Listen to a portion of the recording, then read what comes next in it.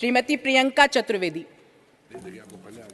Madam कितना समय है उसी अनुसार बोलेंगे। 1 मिनट। 1 घंटा।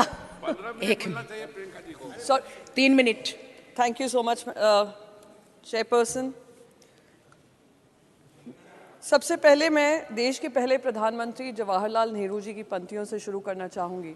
75 साल बीत गए पर उनकी आवाज़ अभी भी गूंजती है, उनके शब्द अभी भी हमारे कानों में गूंजते हैं। Long years ago we made a tryst with destiny, and now the time comes when we shall redeem our pledge, not wholly or in full measure but very substantially. Ma'am, हमारी जो इतिहास है महिलाओं का, जब हमारा संविधान बन रहा था तो संविधान में कॉन्स्टिट्यूएंट असेंबली में ये चर्चा हुई थी कि क्या महिलाओं को आरक्षण मिलना चाहिए। वहाँ पे जो 15 महिला सदस्य भी थी, उन्होंने उसको खारिज कर दिया था। उन्होंने कहा था कि equality will be the basis of our constitution. Baba Saheb Ambedkar ji ने एक ऐसा विजनरी कॉन्स्टिट्यूशन हमें दिया जहाँ पे महिलाओं को इक्वालिटी और समानता का समानता की ज़िंदगी दी। पर दुर्भाग्य इस बात का है कि 75 साल में जो महिलाओं को जगह मिलनी चाहिए थी, स्टेट असेंबलीज हों या केंद्र में हों, वो हमें मिली नहीं। इस वजह से आज हम इस रिजर्वेशन की चर्चा कर रहे हैं।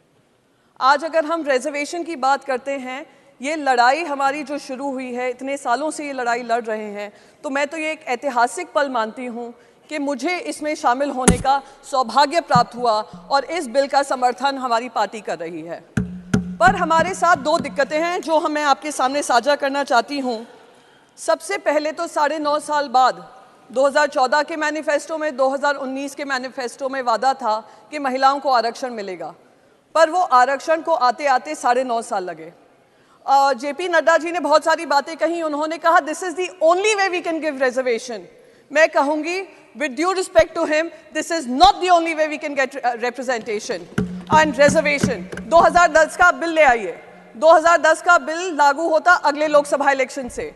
आप 73rd और 74th अमेंडमेंट देख लीजिए, वो फ्यूचर डेट के नहीं थे, वो इमीडिएटली इम्प्लीमेंटेबल थे। पूरी दुनिया में कोई कानून ऐसा नहीं बना होगा जो आने वाले 7 साल बाद लागू होगा। तो ये महिलाओं के साथ ये जो हो रहा है, मैं मानती हूँ उनको एक झुंझुना दिखाया जा रहा है कि आरक्षण तो दे रहे हैं, पर आरक्षण के साथ हम कंडीशन भी रख रहे हैं। दरवाज़ा तो खोल रहे हैं पर 7.5 साल तक आपको उसमें एंट्री नहीं देंगे, ये कह रहे हैं साथ में। मैं पूछना चाहती हूँ, क्या आपको रोक रहा है? कौन सा कॉन्स्टिट्यूशन का हिस्सा है जो आपको रोक रहा है इमीडिएट इम्प्लीमेंटेशन से? तो दुख इस बात का होता है कि हम लोग जब बात कर रहे हैं रिजर्वेशन की, पूरी तरीके से जो आज मिठाई बांटते और खुशी होती है हम सब महिलाओं में, उससे हमें वंचित किया जा रहा है। प्लीज माननीय सदस्य, मैं बस आपका समय समाप्त हो गया। जी मैम, 1 मिनट में खत्म कर दूंगी। आप लोगों से ज्यादा समय नहीं मांगूंगी, ना उम्मीद है। बस जाते जाते एक चीज कहूंगी कि जो 2010 का बिल था उसमें लेजिस्लेटिव काउंसिल्स में भी महिलाओं के लिए आरक्षण था। तो लेजिस्लेटिव काउंसिल और राज्यसभा में आप भी सांसद हैं, मैं भी सांसद हूं। जितना लोकसभा में उन महिलाओं का रिप्रेजेंटेशन है, राज्यसभा में नहीं है। माननीय सदस्य, आपका समय होना समाप्त हो चाहिए। गया। बस इसी बात को कहते हुए मैं इसको वेलकम करती हूँ, मैं इसको सपोर्ट करती हूँ और एक ऐसा ऐतिहासिक दिन हम रचने जा रहे हैं, उसको मैं आप सभी का, जिनने सपोर्ट किया है, आभार व्यक्त करूंगी। धन्यवाद। माननीय सदस्य श्री सुशील कुमार मोदी।